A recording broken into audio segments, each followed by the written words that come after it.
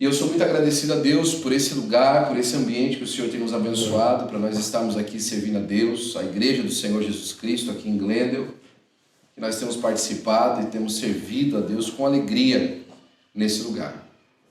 Eu quero aqui reiterar o esforço do Ministério do Belém para com a cidade de Glendale, né? Nós estamos aqui empenhados em alcançar os perdidos nesse lugar. Amém. A proclamar as boas novas de salvação e a cuidar do povo de Deus. E é com muita alegria que a gente faz esse culto. A gente faz com muito zelo, com muita humildade em Deus, sabendo que o Senhor é quem nos abençoa para a glória do nome de Jesus. Eu queria mais uma vez que você abrisse a sua Bíblia comigo em Mateus, no capítulo de número 11. Nós vamos ler alguns versículos e juntos nós vamos meditar na palavra de Deus. Diz assim, no capítulo de número 11, a partir do versículo 25. Naquele tempo, respondendo Jesus, disse: Graças te dou, ó Pai, Senhor do céu e da terra, que ocultaste estas coisas aos sábios e instruídos e a revelastes aos teus pequeninos. Sim, ó Pai, porque assim te aprove. Jesus está vindo numa série de confrontos e conversações. O capítulo de número 11 se inicia com a vinda dos discípulos de João Batista para vir conversar com Jesus, para saber se era ele mesmo Cristo. João Batista tinha esse receio, né, no final da sua carreira, parece, nos momentos finais, de saber se realmente tinha valido a pena, né? João Batista da prisão é um pouco diferente do João Batista durante o seu ministério. Na prisão parece que o enclausuramento e toda aquela pressão que João Batista recebeu ali, parece que veio under the skin, né? Que entrou por debaixo da pele. Porque, sabe, é normal você se sentir às vezes desamparado. É comum. E João Batista talvez tenha se sentido assim, enviou 2 discípulos para perguntar para Jesus: escuta, é você o Cristo mesmo quem nós esperamos e tal? E aí Jesus respondeu, né, olha, vai lá para ele e diz que os cegos estão enxergando, anunciai a João Batista as coisas que vedes. Os cegos veem, os coxos andam, os leprosos são limpos, os surdos ouvem, os mortos são ressuscitados e aos pobres é anunciado o Evangelho. Aqui é até um pedaço do livro de Isaías que está sendo informado aqui, mas com uma adição, né? Os mortos estão sendo ressuscitados. E aí ele manda um recado pro João, né? E bem-aventurado é aquele que não se escandalizar em mim. João, fica firme aí. A sua bem-aventurança está em continuar crendo que eu sou a pedra fundamental e não a de tropeço. Glória a Deus. E partindo eles começou a dizer Jesus e as turbas a respeito de João, né? E aí Jesus começa como que lembrar do ministério de João, porque isso é uma coisa tremenda. Na fraqueza de João, Jesus não está com a pedra na cabeça dele. Ele manda para João o que ele precisa de fazer, mas na hora que ele se vira para as multidões, quem é João para Jesus? Sabe, Jesus aqui ensina um princípio muito importante, que nós elogiamos em público, mas chamamos atenção em privado. Jesus fala para aqueles 2 discípulos o que é que eles deviam anunciar, mas as turbas, olha o que ele fala de João: que fostes ver no deserto? Uma cana agitada pelo vento? Sim. Que fostes ver? Um homem ricamente vestido? Os que se trajam ricamente estão nas casas dos reis. Mas então que fostes ver? Um profeta? Sim, vos digo eu, e muito mais do que o profeta. Porque é este quem está escrito: eis que diante da tua face envio o meu anjo, que preparará diante de ti o meu caminho. Em verdade vos digo que, olha que tremendo isso, entre os que de mulher têm nascido, não apareceu alguém maior do que João Batista, mas aquele que é o menor no reino dos céus é maior do que ele. E desde os dias de João Batista até agora se faz violência ao reino de Deus, e pela força se apoderam dele. Jesus, após esse momento ali de fazer a sua defesa do ministério de João e ao mesmo tempo de chamar João ao convite da perseverança, ele inicia depois, por volta do versículo de número 20, versículo de número 15, falar a respeito da condição das cidades circunvizinhas. Ele fala assim: ai de ti, Corazim, ai de ti, Cafarnaum, porque se fossem feitos os mesmos milagres que foram feitos em ti, em Sodoma e Gomorra, todo mundo se converteria. Jesus está no momento ali de confrontos. Ele é confrontado pela realidade de um profeta que está passando por um momento de dúvida. Depois ele confronta as pessoas a respeito da natureza de João, quem era João. E aí ele confronta as cidades sobre a natureza do seu ministério, daquilo que ele veio fazer. E agora, a partir do versículo de número 25, que nós estamos lendo aqui, Jesus começa uma resposta. Então agora Jesus, depois de responder aos discípulos de João, depois de dar uma resposta às turbas, depois de enviar resposta às cidades, agora vira aos céus e começa uma resposta. E quando ele se volta aos céus, qual é a resposta do Senhor Jesus Cristo? Duvidado pelo profeta João, que mandou os discípulos, duvidado pelas turbas que estavam ali sobre a natureza de quem era João, duvidado pelas cidades em volta. Quando ele se volta para os céus, o que ele diz? Graças te dou. Gratidão no coração. Graças te dou, ó Pai, Senhor do céu e da terra, que ocultaste estas coisas, que ocultaste essas maravilhas da simplicidade da vida, do real poder de Deus, da real comunhão com o Senhor, da real caminhada de um homem fiel ao princípio e à vontade de Deus. Obrigado, Senhor. Porque aqueles que estão nos grandes lugares, vivendo as grandes multidões, experimentando das grandes glórias, não entenderam isso. O Senhor as revelou aos pequeninos. E sabe por que o Senhor fez isso? Aqui a palavra é bonita, assim te aprouve. E significa, porque o Senhor quis. Foi isso que o Senhor quis fazer. E agora Jesus, falando isso diante dos homens, tira esse foco da pessoa do Pai e na beleza que ele enxerga do traçar do caminho de Deus. Porque lembre-se que ali estavam as turbas reunidas, as cidades importantes reunidas, o próprio João, que já tinha um lugar importante dentro daquela caminhada de fé e daquela revolução espiritual que estava acontecendo em Israel. E ele fala assim: todas as coisas me foram entregues por meu Pai, e ninguém conhece o Filho senão o Pai, e ninguém conhece o Pai senão o Filho, e a quem o Filho quiser revelar. Jesus chama para si aquilo que João fala: eu sou o caminho, a verdade e a vida, ninguém vai ao Pai a não ser por mim. O único caminho de conhecimento do Pai é através do Filho. E ele fala que a real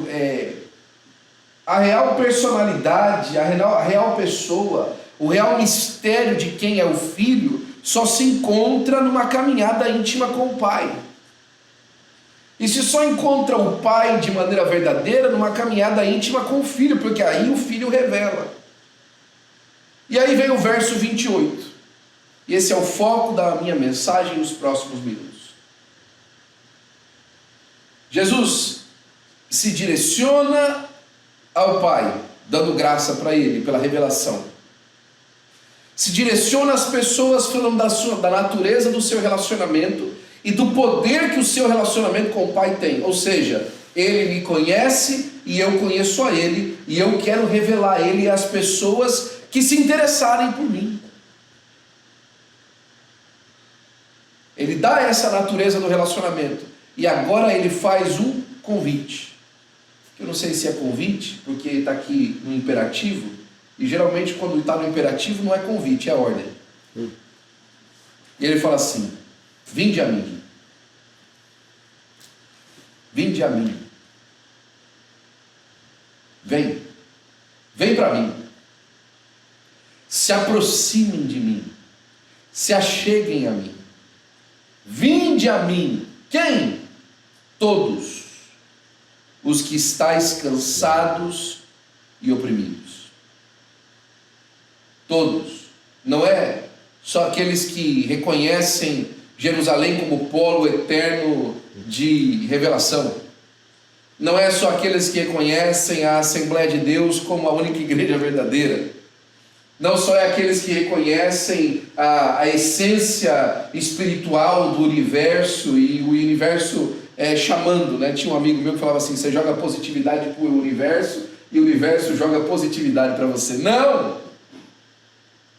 Todos vós que estáis cansados e oprimidos, se há cansaço em você que me ouve, se você tem vivido um tempo de opressão, não é a maconha que vai te libertar, não é a droga que vai tirar de você desse aperto na sua alma, não é a terapia psicodélica que vai tirar esse pensamento de suicídio de você. Ela pode até apagar por um momento, porque você está debaixo de entorpecente. A única maneira de você realmente ser liberto, ser aliviado, é se você vir ao Senhor e receber dele, e receber através dele a natureza real e verdadeira de uma caminhada de eternidade com o Senhor. Vinde a mim, todos vós que estáis cansados e oprimidos. E ele vai fazer o quê? E eu vos aliviarei.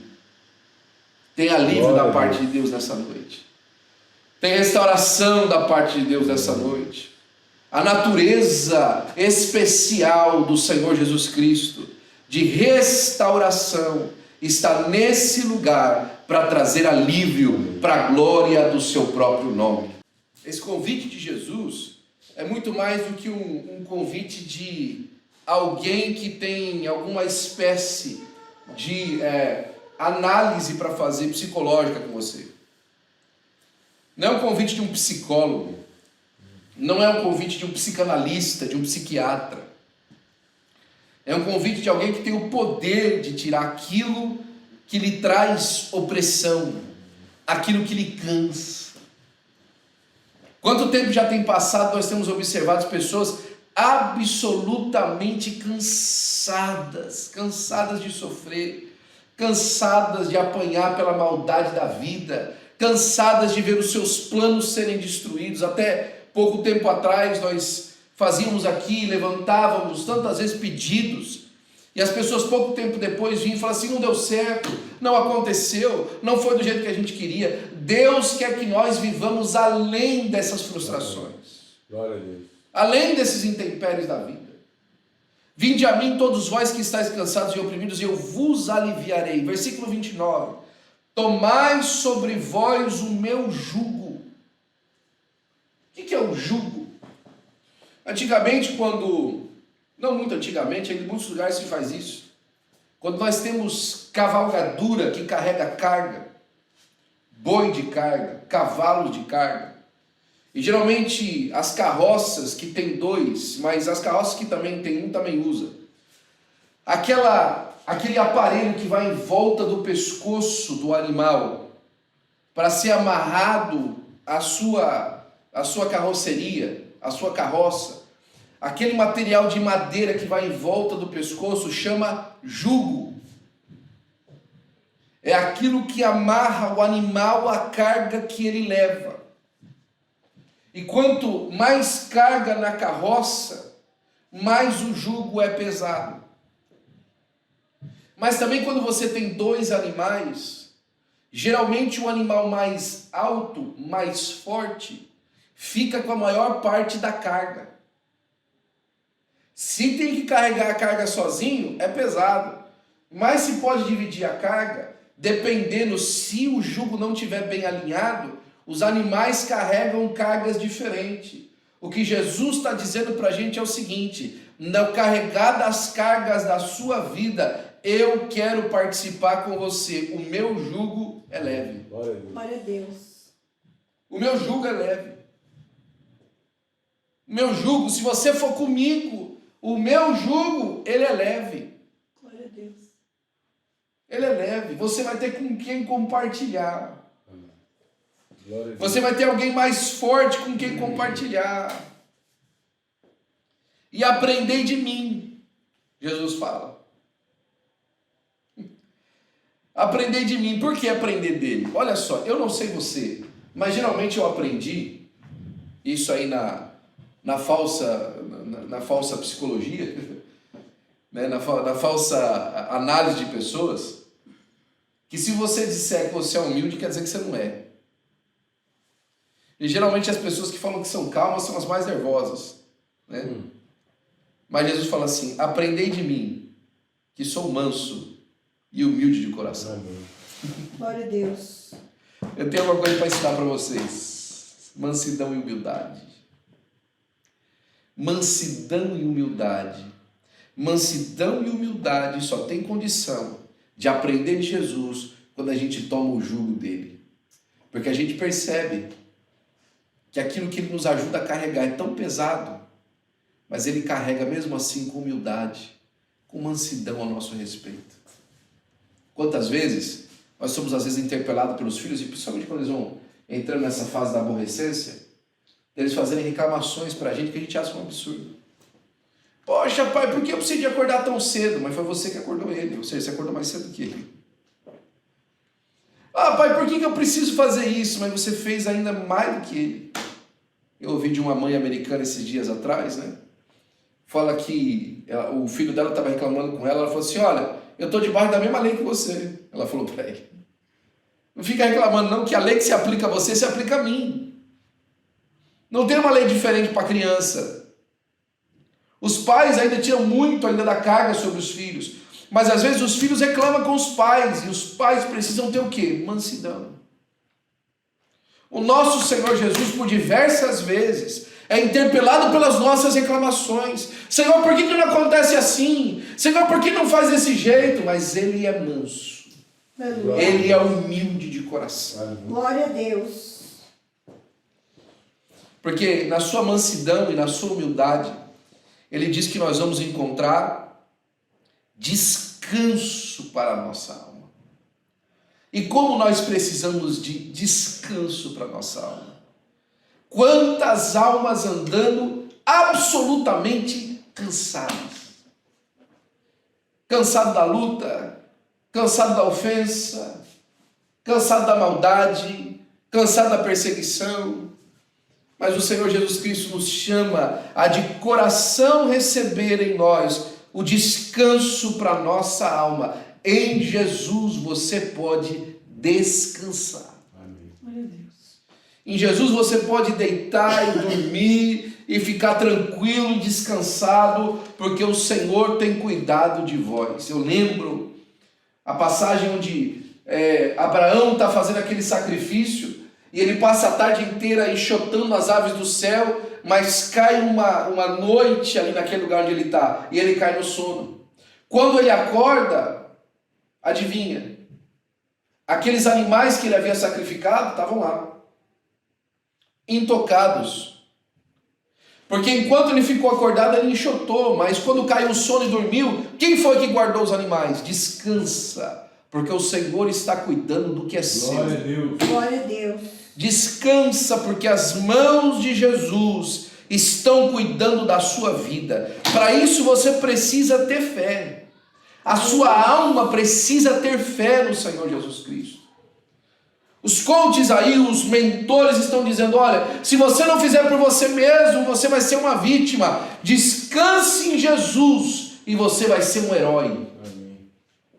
Descanse no Senhor Jesus e você será alegre. E terminando o versículo de número 30, ele fala: olha, porque o meu jugo ele é suave. Tem muita gente marcada pela carga que leva, puxando carga. Quando você tira o jugo daquele animal surrado pela carga, o jugo já até fez uma marca na pele, feridas. machucados. Mas o Senhor Jesus Cristo, quando te traz para o descanso e o jugo é removido, para que você tenha um descanso maior, você percebe, foi suave. Não há marcas profundas, porque as marcas ele levou sobre si, para que nós tivéssemos salvação em nome de Jesus. Glória a Deus. E o fardo que é a carga é leve. A carga mais pesada ele levou. A carga insuportável ele levou. A carga do pecado ele levou sobre si. O Senhor Jesus Cristo, na noite em que ele foi traído, quando ele estava no Getsêmani, a palavra de Deus fala em Marcos que ele urrava de tremor, de apavoro. Ele estava apavorado, começou a apavorar-se muito. Lucas vai dizer que era tamanha a sua angústia que ele começou a suar gotas, espessas gotas de sangue. E a psicologia e os médicos apontam isso como uma realidade. Quando uma pessoa passa um estresse muito grande, é possível que os vasos sanguíneos da testa, as veias que estão lá dentro podem estourar por conta de tamanha pressão que a pessoa está passando e a pessoa começar a suar sangue. O Senhor Jesus Cristo suou sangue para que o meu e o seu fardo fosse leve. Glória a Deus. Ele levou sobre si o nosso pecado. Então entrega nessa noite o seu fardo, o seu jugo. Vinde a mim todos vós que estáis cansados e oprimidos, e eu vos aliviarei. Mais uma vez, não vá às drogas, não vá aos remédios, não vá às distrações, ao entretenimento. Antes de tudo isso, daquilo que é ilícito ou daquilo que é lícito, antes de qualquer coisa, vá aos pés de Jesus, confie nele, entregue a ele a sua vida, entregue a ele a sua confiança, e ele é poderoso para te guardar.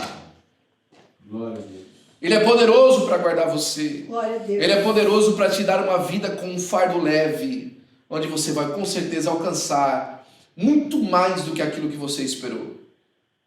Eu termino dizendo, aquela carta de Jeremias, no capítulo 29, ela sempre me traz a reflexão. Bem sei eu os pensamentos que tenho a respeito de vós. Jesus não está confundido sobre o que ele quer sobre nós. Não existe uma confusão lá no céu quando ele olha e fala assim: o que eu vou fazer com o fulano de tal? Onde é que eu coloco ele? Meu Deus, eu mesmo. O que eu vou fazer com essa pessoa? Eu criei ela, mas eu não sei. Não. Bem eu sei os pensamentos que tenho a respeito de vós. Pensamentos de paz e não de morte. Glória a Deus. Jesus não está olhando lá do céu e falando assim: deixa eu ver se eu consigo pegar essa pessoa aqui para me matar ela. Deixa eu correr atrás dela para ela errar, porque a hora que ela errar, ela se acabou comigo. Jesus não é como aquele meme que está famoso agora da morte, com uma lista na mão, chamando você de amostradinho. Ele está lá no céu olhando para você com pensamentos de paz. Glória a Deus. E não de morte, para dar para você o fim que você espera. Você espera terminar bem? Você espera terminar cercado de bens e de alegria e de amor? Você espera terminar cercado de sucesso da sua família, dos seus filhos e da sua casa em paz? Você espera ver o fim da vida entre os seus netos e bisnetos e perceber que você teve uma vida abençoadora e que você foi relevante na vida? Muito mais Deus. Aleluia. Pensamentos de paz e não de morte, para dar para você o fim que você espera. Glória a Deus. Mais uma vez, vinde a mim, todos vós que estáis cansados e oprimidos. É um convite de Jesus. Aleluia. E eu vos aliviarei. Aprendei de mim, que sou manso e humilde de coração, e encontrareis descanso para vossas almas. Aleluia. Porque o meu jugo é suave e o meu fardo é leve. Vamos orar? Pai, obrigado, Senhor, pela tua bondade, amor e misericórdia, Senhor. Santo és tu, Por esse tempo de alegria no teu Espírito Santo, Senhor Pai. Por esse tempo, Senhor, de comunhão contigo, de renovo da nossa fé, Senhor, de renovo da nossa confiança no Senhor, Pai. Fica conosco, Senhor, Pai. Cobre a tua igreja com teu sangue, Senhor. Guarda os teus filhos que vieram aqui te adorar, Senhor. Dá para eles a tua graça, Senhor. Multiplica o rebanho de Glendale, Senhor, Pai. e faz com que cada um de nós, ó Senhor, tenhamos em Ti graça, amor e misericórdia da Tua parte, e nós para sempre te daremos a honra, a glória e o louvor, em nome de Jesus. Amém e amém. Que a graça de nosso amado Senhor e Salvador Jesus Cristo, o grande amor de Deus, o nosso Pai, as doces consolações do Espírito Santo de Deus, com todo o povo de Deus, e o povo de Deus diz com alegria, amém. Dê um abraço ao irmão que está ao seu lado e glorifique o nome de Jesus com ele. Deus abençoe você, em nome de Jesus, e um abraço.